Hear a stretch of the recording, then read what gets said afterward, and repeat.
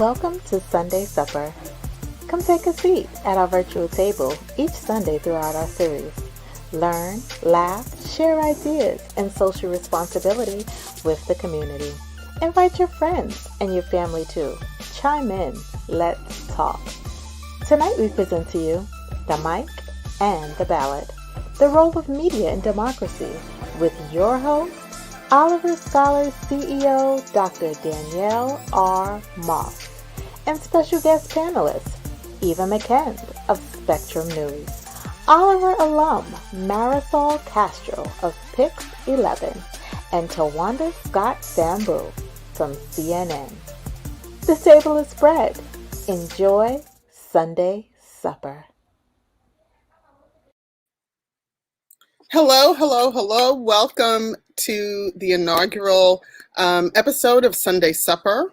I want to just thank you for joining us on this Sunday. We hope you learn a little bit of something about the role of the free press in democracy. I also want to thank my fellow CEOs and other Black leaders who are helping to host the Sunday Supper series. This is a collaborative effort to bring the entire New York City community into conversations that are relevant to our neighborhoods and to our young people in particular. So thank you so much for joining us. I'm going to get started right away and introduce our first guest, Eva McKend. Eva McKend is a congressional correspondent based in Washington, D.C. for Spectrum News. She's assigned to Kentucky, but has had the opportunity to interview everyone from current President Joe Biden to Mitch McConnell, Ted Cruz. She's had all of these pivotal conversations, and we're so glad that she was able to join us. Hello, Eva. How are you? Hi, Danielle. Thank you so much for having me. I'm so thrilled to be here this evening. Thank you so much. Our next guest is Marisol Castro, who is a proud alumna of Oliver Scholars, an educational and leadership organization in New York City, and is also a journalist with WPIX here in New York City. Welcome, Marisol. Thank you for having me. I'm so excited for tonight's panel, and thanks again for inviting me. This means a lot to me. Thank you so much for saying yes. Last but not least, I want to welcome Tawanja Sambu, who is a producer at CNN and a frequent friend and volunteer of the Oliver Scholars organization. Tawanda, how are you? I'm good. Thank you so much for inviting me. So glad we're having these conversations. Me too. So one of the reasons I wanted to kind of dig in on this conversation is I think we all know we've had a very interesting political landscape to navigate over the last 4 to 5 years. And a part of the conversation that always comes up is, what is the role of journalists? What is the role of the free press in a democracy? And I really thought it was important for us to take this opportunity to figure out why that connection always comes up in conversation, why journalism and the free press are so important to the conversation.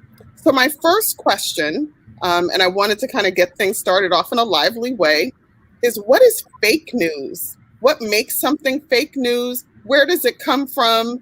Who coined the term? What can you guys tell us about fake news? Well, I guess I'll take this one. That was a term that gained steam after the 2016 election, as misinformation was rapidly spreading on Facebook. It has since been co-opted by some on the conservative right, most notably former President Donald Trump, as a slur for information, both factual and false, that he just did not like. And there is a distinction, right? If you are a stakeholder and you don't like the news or how you're being covered, that doesn't necessarily mean that it's fake. Now, this was identified as a real problem after the 2016 election, with the level of disinformation on social media platforms, in effort to primarily damage then candidate Hillary Clinton. But it has continued to get a lot of, it has continued to be spread around ever since. But, you know, just because someone characterizes or slams something as fake news doesn't mean that that's necessarily the case. Thanks for helping us to clarify that. Marisol, did you want to chime in? I was going to say that it stemmed from 2016, and I would just say to further that, in some circles, it's used as a hashtag just in everyday conversation. You know, you might disagree with something that someone says and you say, oh, hashtag fake news. So I think fake news has evolved into this almost cultural phenomenon. And it's used for the forces of good, I think can really advance some really important conversations. Used for the forces of bad, it creates a dynamic that can become very volatile, which is something that we saw happen on January 6th. So it's this ever-evolving term that certainly was not a term that I learned at journalism school 20 years ago. It was not in our lexicon then. I feel like so much has been invented in the last 5 to 10 years. All these terms, particularly with the rise of technology and social media. So people do often talk about the free press and its connection to democracy. Can you have democracy without a free press?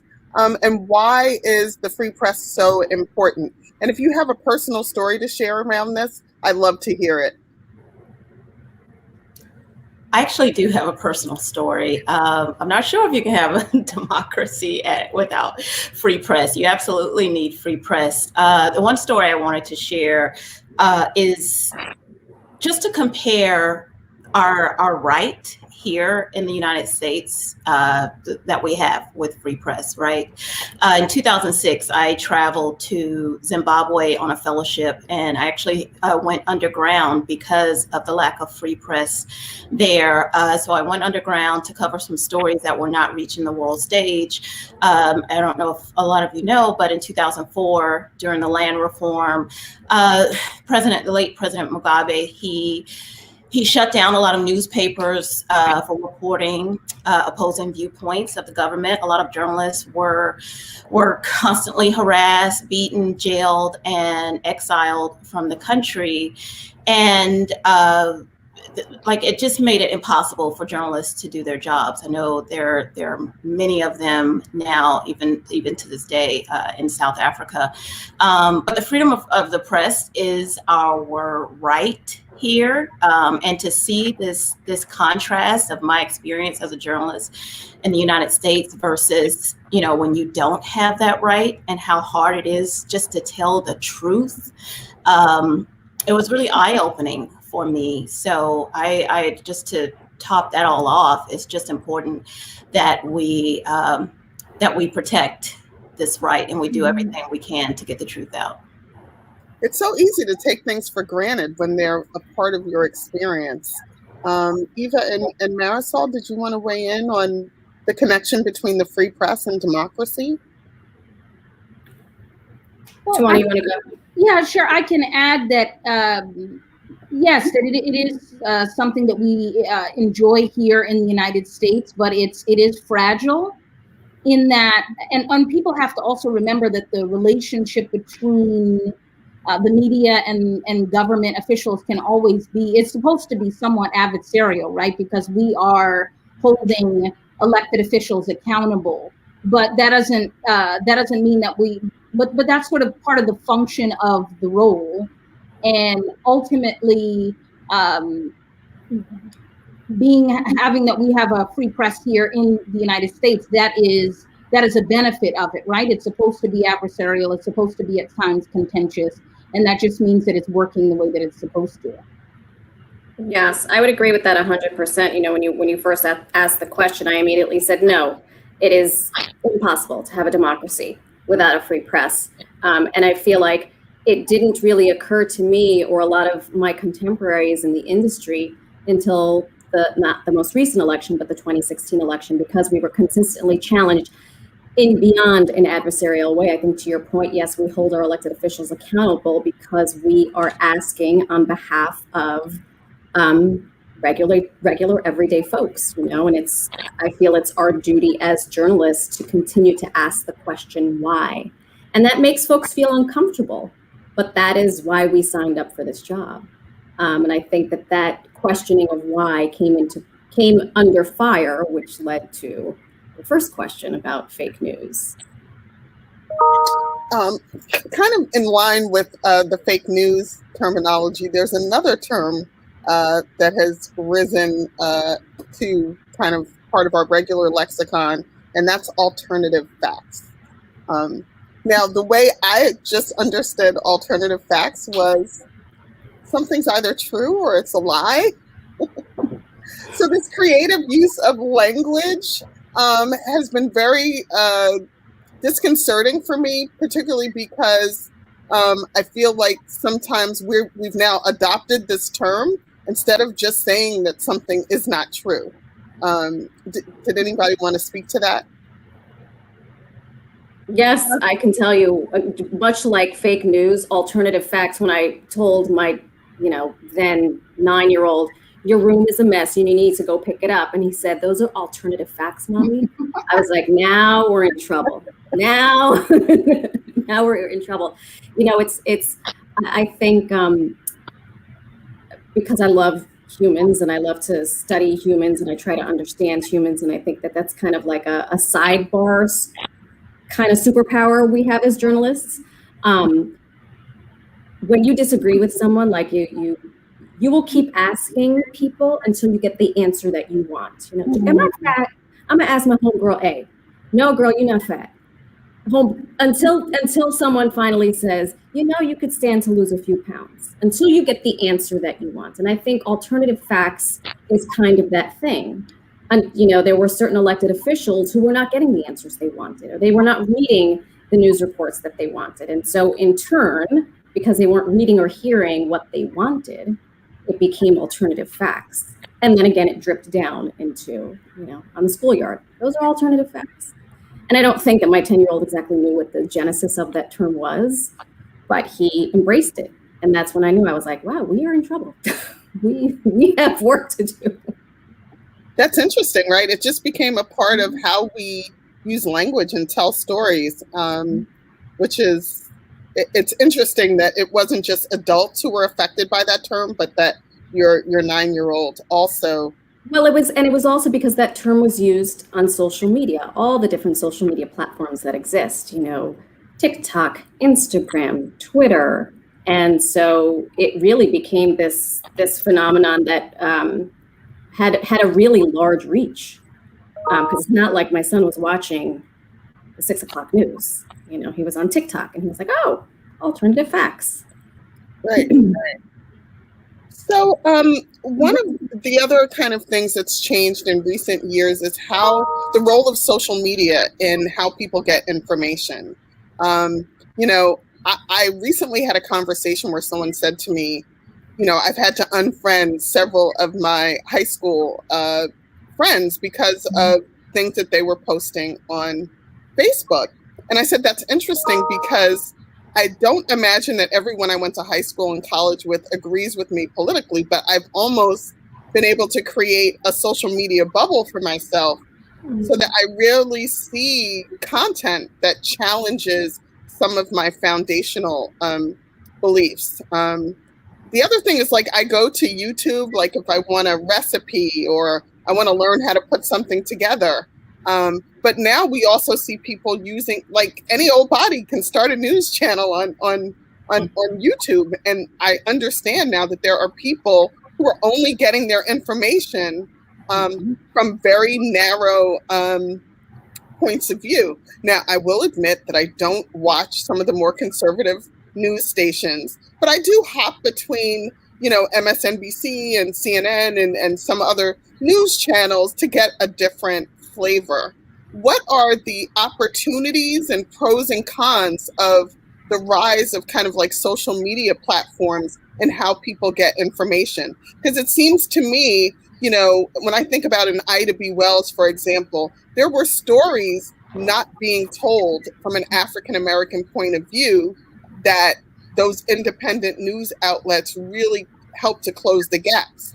Now, I'm a little worried. I'm not going to lie to you guys. So what are some of the pros and cons to like this availability of like everybody gets to be a reporter? Well, I would say one of the pros is that it moves news beyond the corporate gatekeepers. And that has been a benefit. Oftentimes, the stories that are told may not center the experiences of marginalized groups for a long time.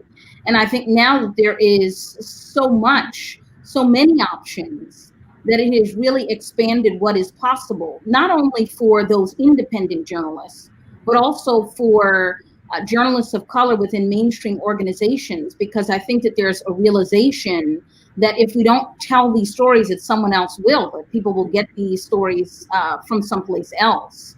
So to the end that it is positive, I would say that it has really opened it up, because we were talking about the free press before. And yes, we enjoy a free press here in this country, but we also have to think about beyond the fact that, there isn't violent retribution from the government for certain stories being told, but there still is sort of corporate dominance in media, right? So many local newspapers all owned by the same company, or many local television stations across the country owned by the same corporation. And so the rise of independent media, of media that you can get online, really challenges that model. And I think that that's important. To add to that, I would say, looking at the pros with social media, one of the things that at the top of my mind is just how if we don't see it, we don't believe it. And thankfully, there is a platform now. We saw last summer, as the following the death of George Floyd, we had video of that, and there was a place to post it. So when I think of using that as an example, social media has been very powerful, because if we did not have, first of all, we didn't have, the technology to record it and the advantage to post it, then I don't know if we would have gotten the same results in the end. But the truth matters. We can't hit that over the head. I can't over communicate that enough. One of the cons, I would say, with a lot of the reports on social media is that we don't always get the full story. Sometimes it's little snippets also, like we're limited. Sometimes we only get one side of the story. So I think for people searching for the truth, it's always helpful just to go a little bit deeper, look for multiple sources, just make sure you're getting the full scope of the story. I would agree with that 100%, Tawanda. I think we're news heads. We breathe and live journalism. So for me, I follow Fox News. I follow CNN. Because I want to see what my contemporaries are doing, how they're covering stories, what they have to say. Regular civilians don't necessarily have to do that. But I always encourage people in my circle, and I even said this to the class, I believe, of 2018 of Oliver Scholars. I said to them, I begged them, I said, follow people whose opinions you don't necessarily ascribe to, because there is the other side of the story is somewhere in there. And then there is the truth in the middle of all of that somewhere. I will never forget the Saturday after Election Day, when it was finally decided that President-elect Joe Biden was, in fact, he had won. And I had CNN on and MSNBC. And I said, I wonder how Fox News is covering this. First of all, I had to find Fox News on my Hulu. And it was so telling. It was a tale of two completely different stories. And so for me as a journalist, I ate that up and I said, this would be really interesting if, like say my 83-year-old mother were watching it, because then she could really wrap her brain around the way in which journalism has really diverged. Because she will say to me, she'll often say, oh, Marisol on Facebook. And I say, hold up, who on Facebook? Because just because it's on Facebook does not mean it's the truth. Mm-hmm. So it's a slippery slope that we're kind of inching our way down social media. So before I move on, I just want to let our audience know that you do have the opportunity to participate in a raffle to get a free DoorDash gift card for sharing this conversation. So if you have not shared it on your social media, yet, we want to invite you to do that quickly. We have 4 gift cards to give away. And I'm sure you have a restaurant that you are dying to get some vittles from. So make sure that you take advantage of that opportunity.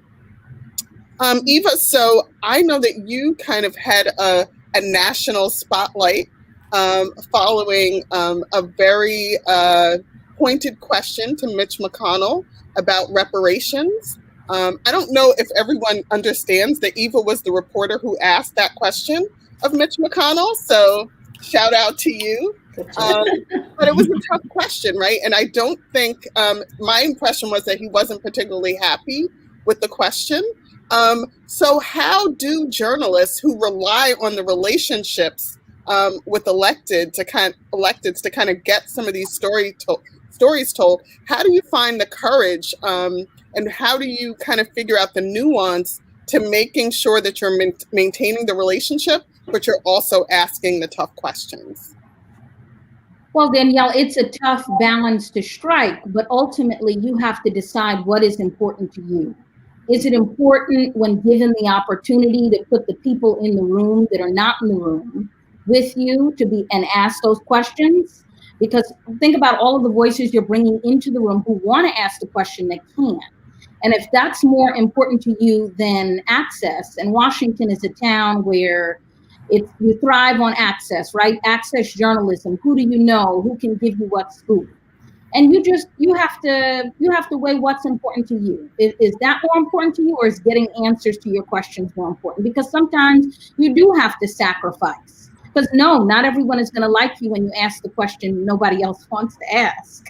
But I have deduced in my 3 years here that I think that that's the most important thing. That when I can be in a room with stakeholders, with people in power, with people in leadership, that I want to ask the question that centers the experiences of people that otherwise would go unheard. Great. And I just wanted to make sure that I named that because I think Amy Goodman was the first person on Democracy Now! To say, wait a minute, we are erasing a Black woman in this conversation. The journalist was Eva McKend who asked the question. So, I had to shout you out for that. Did anybody else want to kind of weigh in on that in terms of like getting real stories out there, even when it's uncomfortable on the other side of things? I would just say thank you to Eva. I am not a congressional correspondent. I have my news bubble, my sports bubble, but something that you said that really resonates with me, and I thank you from the bottom of my heart, is that you're in the room and you know that there is a whole host of people behind you who can't be in the room, but that they're with you. And that means a ton for journalists of color who are consistently putting ourselves sometimes literally in harm's way to get answers and to get the good story, the real story. So thank you for doing that. And Tawanda, I don't want to put you on the spot, but as a producer, when we think of news, we're often really thinking about the people who are in front of the camera. How do you see that responsibility playing behind the camera as a producer at CNN? Well, I'm going to share another story. I will say that it's very important, especially being a woman of color. I know when I started my career, I was very passionate about telling stories in the marginalized community, but early on, I didn't want to be sort of pinned as that was the only thing I could do because we're journalists, like we can tell all stories. But this is my passion. However, fast forward to like 20 plus years now, I have made it my obligation to go out of my way to tell these stories. I don't care what the topic is. If we're covering tech, I am down a rabbit hole trying to find, some person of color or underrepresented group to share that story. Just last summer, we were doing a series around the 75th anniversary of World War II. And I, again, had to go out of my way to try to find a story of some World War II veterans. And I actually came across this group of the 6888 Central Postal Battalion group of African-American women to first serve in World War II and travel abroad. They were the first group that were allowed to travel abroad, and their job was to give out mail. The mail was backlogged in Europe, and it was their job to like sort through all this mail that had backed up. Like it was like stacked in these hangars. It was tons of mail, lots of packages that needed to get out because morale was low at the time. In this story, there had been a little coverage on it at the time, but not very much. But I'm just using that as an example. Like a lot of times being a person of color, I am the only one at the table or in the room. And I do have this fear that if I don't tell the story or at least try to pitch it and get it out there, then there's a likelihood that it won't get told. So we have to do our jobs. Great. And I will add that I think a lot of journalists of color feel that responsibility. And I don't think, I have never met a fellow journalist of colors, a fellow Black journalist since starting in 2012 that doesn't feel a responsibility to tell these stories. So here's an interesting question. What did you think you knew about journalism when you started this journey? And what do you feel you've learned as a result of your experiences in the field? Oof. I know when I first started, I think I'm quite literally the oldest person on this panel. When I started in 1999, I remember thinking this tremendous responsibility. And I should say that before becoming a journalist, I was a high school English teacher. And I remember saying something in class one day, and it wasn't false, it wasn't true, but it was an opinion. And I remember the moment when my students looked at me and they believed what I said. And I thought, oh my heavens, like they think what comes out of my mouth is gospel. And it hit me so strongly that when I became a journalist and after journalism school, I thought, okay, I'm not a teacher anymore. And then my mother said, oh no, but you are, you just have a bigger stage now. And so when I started in 1999, I thought I have this obligation to speak the truth. Unless I'm going to become, an op-ed writer somewhere, or, I'm never going to express my opinion. Like, I'm wearing a cross now, I'm Catholic. I never used to wear a cross on there. I just thought, I don't want anyone to know what my opinion is because this is, I have to be, down the center. After 9/11, news directors, I was working at News 12 The Bronx, and the news director said, everyone has to wear an American flag pin. And I said, absolutely not. I will not. We got into this huge fight. He also wanted me to change my name to Mary Castro. Well, that's a story for another day. But it was, We're going to come back to that though. Oh, please. So I really thought, back then, like, okay, this is incredibly, I have this responsibility. And I think when I've worked in broadcast television, and I worked for ABC News, which is to say I was working for Disney. And so the rules of the engagement completely changed. And I thought, oh, I'm doing this story, but I'm really answering to a much higher power that's paying the bills, right? So it's not just about what I had considered this journalistic integrity. No, you can have an opinion now. And my mind was completely frazzled by that. And then, 20 years later, and I think we can all agree, you're constantly trying to find your voice as a journalist. And I think specifically as a Latina journalist, to that point of going and finding stories that only I can tell because I happen to be bilingual, and I can gain the trust of people in neighborhoods that my white contemporaries simply can't. That has changed how I've approached journalism. I still feel this incredible responsibility, but it has certainly changed. And clearly I wear a cross on here now. But we're also in Lent, so that there's that. Did anybody else want to share what they thought they knew about journalism and what you know now? No, nobody's touching that. There's just so much. I mean, prior to becoming a producer at CNN, I was a photojournalist. And as a photojournalist, I, carry a big camera and tripod and, travel around the world. And I think when I first started, I didn't realize that I had a voice. I didn't always go to the morning meetings. I thought my job or my role was, just a photojournalist to take the pictures. And, as time went on, I started going to morning meetings and I started speaking up and realizing that I do have a voice and my perspective matters. So I think that's just one of the things I would add to it. Eva, did you want to add anything or no?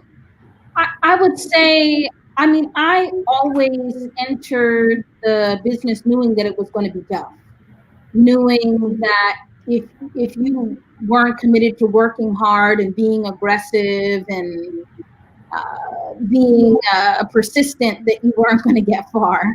And I guess that has just only borne out to be true in all the years that I've been in the business.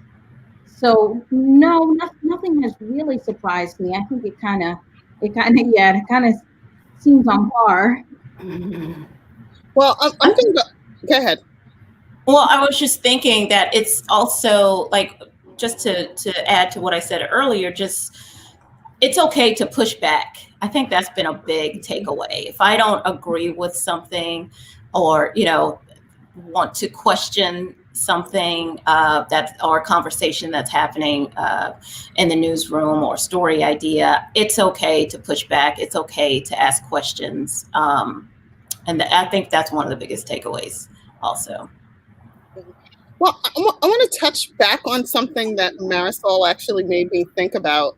And that's related to bringing your whole self to work. I can remember early in my career as a nonprofit CEO at another organization. Now, in high school, I went to an independent school in New York, and I was dubbed in 9th grade by one of my classmates as the girl with 101 hairstyles. Right? That black hair can be very versatile, and I will wear it straight, I'll wear it curly, I'll pin it up, I'll do whatever. But I can't forget this time when a board member had someone pull me to the side because I had worn my hair naturally to a meeting for work to find out if I was angry. And I said, well, what made you think I was upset about something? And it said, well, why, your hair is like it naturally grows out of my head. So it was interesting, the correlation between my anger as a Black woman and the fact that I would actually wear my natural hair. So Marisol, when you talked about someone suggesting that you change your name, and I think there have been a lot of people in journalism who have changed their names. And Eva, I know that sometimes when you've worn a natural hairstyle, the response has been really mixed. So what does it mean to really bring your whole self to this work when the icons of the industry are Mike Wallace and Peter Jennings and, really old white guys, right? And you guys are now in this sector bringing a very different lens and perspective to the work. So my hope is that there are a lot of young people watching this panel right now. And what would you say to them about what it's meant to bring your whole self to work? And, sometimes I say everybody doesn't deserve your full story. So you have to be, balanced and cautious in terms of my whole self doesn't belong to everybody. But on the other hand, you do want to live an authentic life. Is there any insight or words of wisdom when you have an opportunity like this in a field that's so visible that young people should be thinking about? Well, this is a conversation that has changed dramatically, I would say, just in the last couple of years. Because I left grad school, I got my master's at Syracuse in 2012. And when I left, I was still hearing, you can't wear braids on air, you can't wear your natural hair, you're never going to get a job. You know, it's going to be an unspoken knock against you. No manager is going to tell you that they're not hiring you because of your hair, but you're just not going to get the role. And I feel like things have changed so dramatically just in the few years, in that news directors have been very supportive, very vocally supportive, will go to bat if they see a viewer write in and say something about my hair, about my braids. They'll answer the viewer and CC the whole newsroom to show that there is a level of support there for everything that I represent. So I would say for maybe young journalists you mentioned who are watching this, be comforted in knowing that because the people that came before you fought so hard for the environment that we have now, that things have evolved to a place where you can wear your natural hair and your braids on air without repercussion or without fear that will prevent you from getting a promotion or airtime or opportunity. I think that things have changed for the better because so many people have fought for so long for the environment that we have now. I would agree with that 100%. You know, back when this news director asked me to change my name, I was adamant. I said, absolutely not. I would also say that, I got up to go to turn on the lights. I'm sorry, there's a note in the chat. Where did Marisol go? The lighting was very different, and I felt like I was in witness protection as it suddenly the only light was emanating from my laptop. So I turn on the lights. I'm in a hotel room covering the Mets for spring training. But to the original point, I came to it from a very different perspective. So I'm Marisol Castro. I always have been. I will never be anything other than Marisol Castro in the general market. I created television shows for the Spanish language market, and true to being an Oliver scholar, true to being this Puerto Rican kid that grew up in the Bronx, who went to a Quaker boarding school in Pennsylvania. I was too white for my friends on Baychester Avenue. I was too Puerto Rican for my friends at Westtown. It was the same exact thing in television. I sounded like a gringa to the Spanish language executives, and I sounded too hood for the general market executives. So I fought that tooth and nail. And it never occurred to me that in 2021, there would be a young journalism student who perhaps, you know, wouldn't have to fight that fight. And I hope an up and coming journalist doesn't have to fight that fight. But yes, you show up as your exactly authentic self. And just so you know, I mentor a lot of young journalists. Some of them are white, some of them are, you know, journalists of color. And the white journalists who are, you know, in their early 30s have said, oh my gosh, Marisol, I'm screwed. They're only hiring journalists of color. And I said, well, hallelujah, it's about time. I'm sorry, but you have to wait. Now, he took that in stride, but I think this past year, 2020, has exposed so many flaws in every system, in healthcare, in education, in journalism, in bank, in everything, in housing. And I think one sidebar that kind of is a shining moment, I think, for journalism is that I think a lot of these executives realize, oh my gosh, we have to change this. Now, whether it's authentic or not, I say to the young journalists of color, who cares? Get in the door.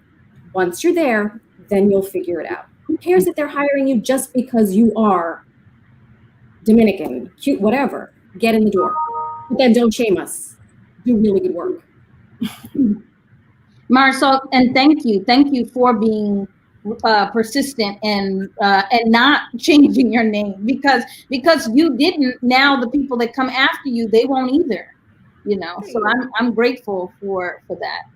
Thank you. My father also would have rolled over in his grave 12 times over. Thank you. Tawanda, did you want to weigh in? No, I thought she covered it. I don't really have much to add. Great. Well, I want everyone to know that we'd love to take some questions. And so, this is a great question from Claudine Waite. Do you feel like you struggle with imposter syndrome sometimes? What tips would you offer young scholars who may be the only one in the spaces that they occupy? That's a good question. That's a great question. I would say early in my career, early in life, I always felt like the dumb kid in the smart row. And I got churned through the journalism machine. I went from high school English teacher to network anchor in 3 years. And I definitely felt that, when Diane Sawyer is looking down at you saying, oh, who's your source? And you're like, I have 3 sources. I promise this story is, correct or accurate. And then I think just with time and with experience, that all changes because you really do start to believe who you are professionally, personally. But it takes getting kicked down a couple of times, like my fellow Bronxite Cardi says, knock me down 8 times, I'll get up 9 or 10 or whatever. And I think it's trusting yourself. And I understand that that's hard when most people in the room don't trust you, but my mantra is what other people think of me is none of my business. And on my best day, I'm really good at that. And on my worst day, I am in a pillow saying, what have I just gotten myself into? And it's a constant push-pull. But I can say that I feel much more confident. And maybe it's because I'm inching on 50 and I'm like, you know what? I don't really care. Like, I got here. I deserve to be here. I've worked really hard to do this. And then I surround myself with people who support me. And I think that's also important. Find your alliances, your rabbi in the room, your person who will say really wonderful things about you when you're not there. And they're there. Those people do exist. I think, to a point that one of us said earlier, it's changed a lot since 1999. I don't know if I so much struggle with imposter syndrome, but I am very hard on myself as an ambitious person, as someone who's always been ambitious. I always double track in my head, oh, maybe I should have done this, or if only I had done that, I would have gotten this other opportunity. And so I think the most beneficial thing to that is really having a supportive group of family and friends that are saying, no, the decisions that you made have been good ones.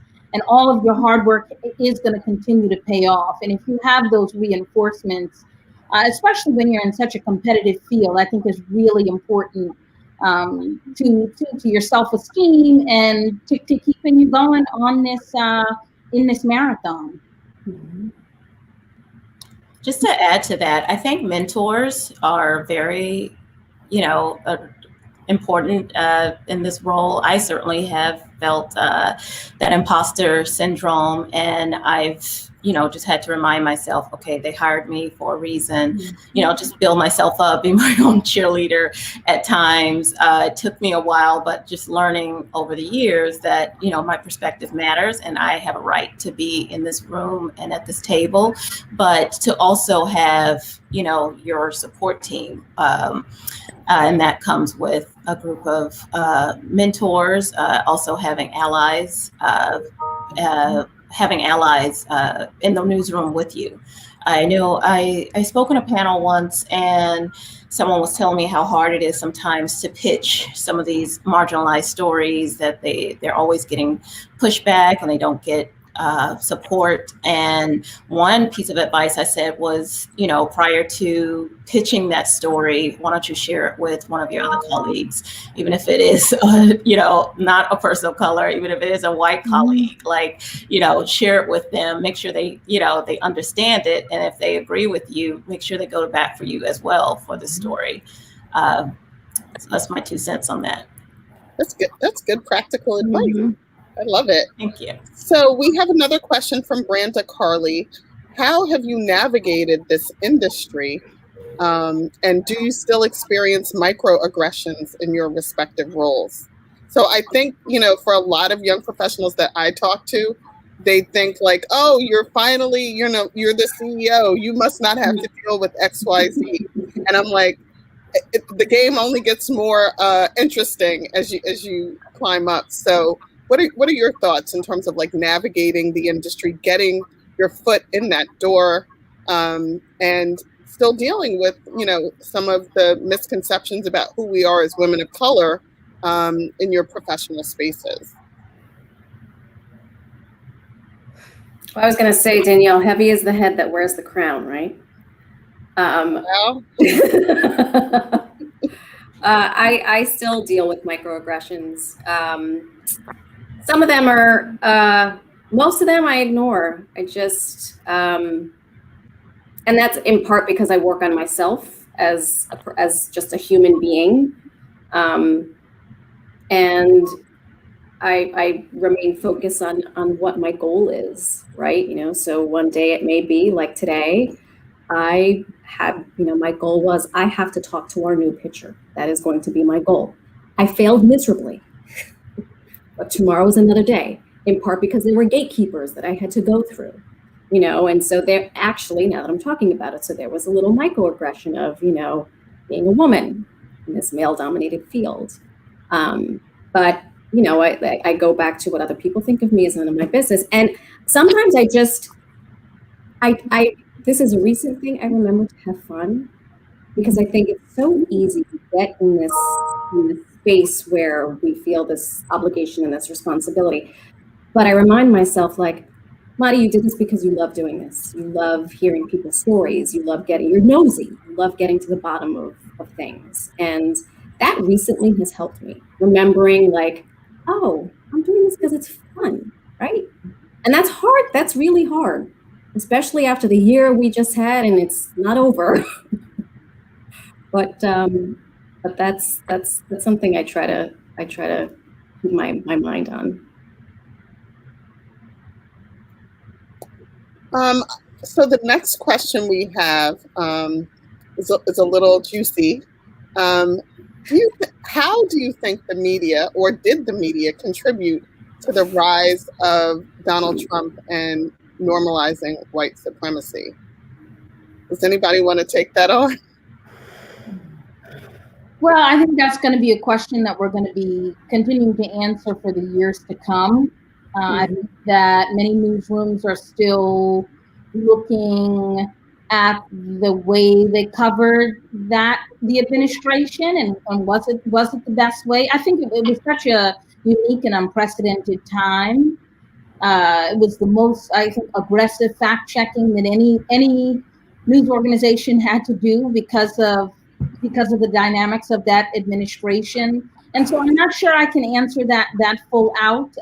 There were mistakes made, I think, all around. But also I would say that journalists of color were able to shine during that time because we pushed the envelope and said, no, this is, you know, we are going to, you know, this is not okay. And in some instances that was celebrated and that was accepted. I remember, for instance, when the former president said that the 4 women of color, the members of Congress, that they should go back to where they came from. Mm-hmm. There was a whole debate in different newsrooms around the country on whether that should be characterized as racist. And I think that question alone, I know. It was the fact that it was even a question. But the fact that at that time, I think journalists of color just were given a lot of leeway and were able to push the envelope in a way that they weren't before. So to that end, I think that was a positive to emerge. But yes, certainly newsrooms will have to take responsibility in the years to come for what role they played in advancing in advancing some of the problematic things to emerge from that era. I talk about that era like it's over, like it didn't. I do too. Here's hoping, right? So, you know, one thing I would say, and obviously I'm not a journalist, was the fact that, you know, for me, having worked in the social sector for a few decades at this point, we've been talking about anti-Black racism and undoing racism and white supremacy and white organizational culture. These were all terms that were very familiar to me, but now we can talk about white supremacy as part of a normal conversation almost. Right. And people don't stare at me like I'm strange or wonder what I'm talking about. So I think that's huge to even acknowledge that it exists. Yes. Yeah. And that wasn't happening pre-Trump. I don't think it was happening pre-Trump. No, I think that it allowed for these conversations. Not at all. Not at all. Okay, so I don't want to shortchange some of the other questions. I just had to throw that juicy one in there. Someone wants to know, how do you find allies and mentors if they don't find you? You find them. Thank you. You find them, which is what I have done. I can think of two of my mentors. I just watched how they work and I admired how they work. And I just walked up to them and told them my story. And we built a relationship and went from there. Actually, now that I think about it, I think I found all of my mentors, but don't be afraid. I mean, if someone tells you no, then okay, you keep going. We get used to that, right? So yeah, you go and find them. Oh, okay. So I don't want to shortchange some of the other questions. I just had to throw it. But don't be afraid. I mean, if someone tells you no. What's happening right now? It's the remix. We got somebody on the wheels of steel right now. Eva. Yeah, and also just to go back to the whole social media, like that's the advantage too. Like you can reach out to people now on their social media, on LinkedIn, find someone, and you can start building relationships there. I didn't take social media that seriously until, and I tend to be very opinionated. I think if you know me, that's not a secret. But I'm also, generally pretty active on social media. And I didn't realize how powerful this medium was until I would show up at a speaking engagement and there would be people in the audience who said, I don't know you, but you posted that you were going to be here. So I came and I wanted to meet you. More recently, I had a Zoom call with an amazing scholar in Canada, who just saw something that I posted on LinkedIn. So it is a pretty powerful medium. I am someone who responds. And I know a lot of other people who just don't know where these conversations can take you. So I think that's, being bold and reaching out to people you want to be connected to is so important. Eva and Marisol, did you have something to say about how to find allies and mentors? Same thing. Go find them. If they don't find you, that's the best course of action. And yes, and sometimes use social media. Being persistent, and also if you want to connect with one person really bad, and for whatever reason that person doesn't have the capacity to take you on, then move on. Then which I've had to do. I've had to learn to do. There's folks that I really wanted to connect with for a while. I've admired their work. I've tried to make that happen, that mentee-mentor relationship happen. It didn't. And I moved on and I found other folks that are very willing. So be prepared to pivot. But also try to be in spaces with them where they can see you at your best. That also really has helped me in getting people to invest. Right, when they see that I'm a hard worker and they see me in the right space, they're like, maybe this is someone that I should take a second look at. One of the other things I think I've learned over time is that most of my mentors connected with me because they saw that I was already demonstrating a sense of possibility and potential in terms of the work that I said I wanted to do. Mm-hmm. So if you're doing nothing and you reach out to someone to convince them that this is something you care about, that's a hard sell. Yeah. If people see you grinding, everybody wants to be on a winning team. And I think that's true for mentors and sponsors. And I think knowing the difference between a mentor someone who can give you a hug and some words of encouragement versus a sponsor who can get you a job. Right. I mean, that's literally, to me, the difference. Is people want to invest in the winning team, and so we should always, be mindful of like what Eva said about showing up as your best self and presenting yourself in that light. As we're winding down on our time, there's another great question from Avril Somerville. Shout out Swarthmore grad. Yeah. What excites you about your work, and how do you know that you're operating in your purpose? That's a great question. Yeah. I would start, maybe. Go, Twanda, you go. Okay, only because it sort of came full circle for me last year. Was it last year? Yeah, it was last year. Just when, following the unrest and all these stories and all this Blackness started to surface, like Black women right now are like, we're the it girl. But prior to that, I just looking back at, what I said earlier when I talked about, wanting to tell these stories in marginalized communities, like that has always been my passion. And even if I didn't get the pitch greenlit, I still push forward. And I just still, always make sure that my voice was heard. Fast forward to now, I feel that, there have been many times where I'm pitching these stories and I feel like, oh, here she go again. Like, oh, I'm sure there's a Black character that she has found or she want to share. And I'm always like, yep, I have someone and I think their story needs to be told. But now fast forward to like all of this attention now, I feel like, welcome to my party. Like I've always been here. Like I'm glad that, we have so many people now joining this space. So that came full circle to me because it showed me that all of the work that I've done in the past, like it was, I never felt like it was not for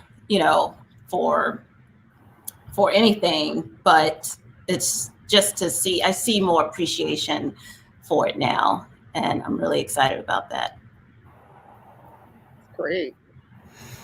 Anybody else want to talk about operating in their purpose? Marisol, I'm sure your story is like, what takes teaching high school English here all day.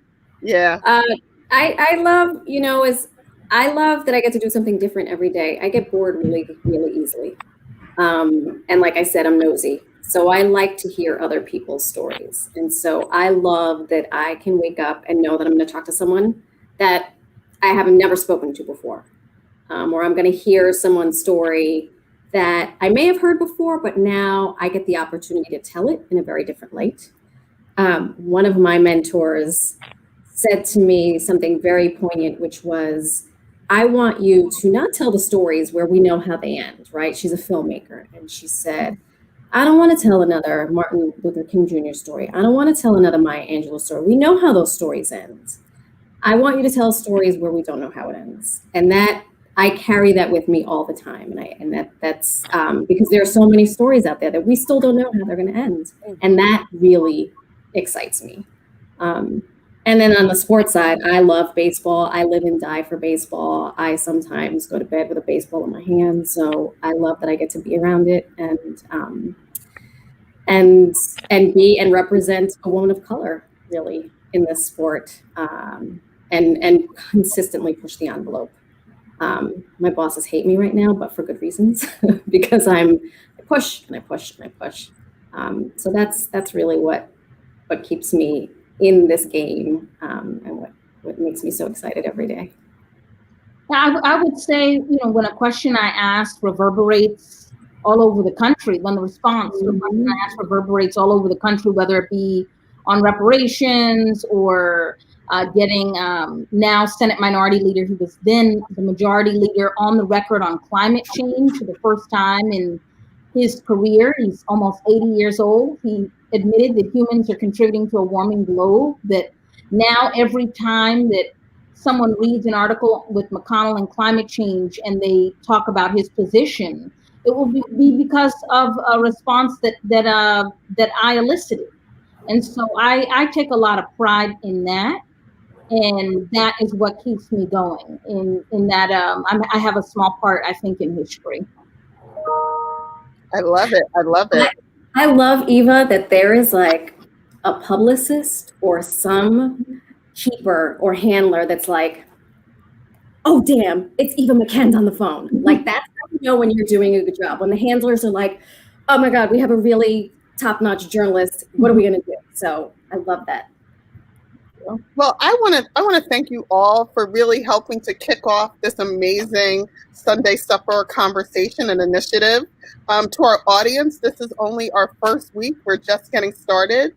I do have the names of my compatriots in this Sunday Supper journey, so I'm going to read them off really quickly. I want to thank Arva Rice, David Banks, Colvin Branham, Sheena Wright, Reverend Patrick Young, Denora Getachew, Jennifer Jones Austin, Rodney Capel, Beatrice Sibley's, Kari Lazar White, and Ebony Carrington. We are doing this just because we love our community. We love New York City. We want to make sure that our kids are getting all the mentoring, information, and support that isn't possible right now during this pandemic. Next week's conversation is going to focus on the vaccine. It's being led by Ebony Carrington. She is the president and CEO of Harlem Hospital. Give it up for Harlem. Yeah. And, we were just all sitting in our houses. We got this call from Arva. She was like, we have to do something for our community. I think everyone has been feeling helpless in this moment.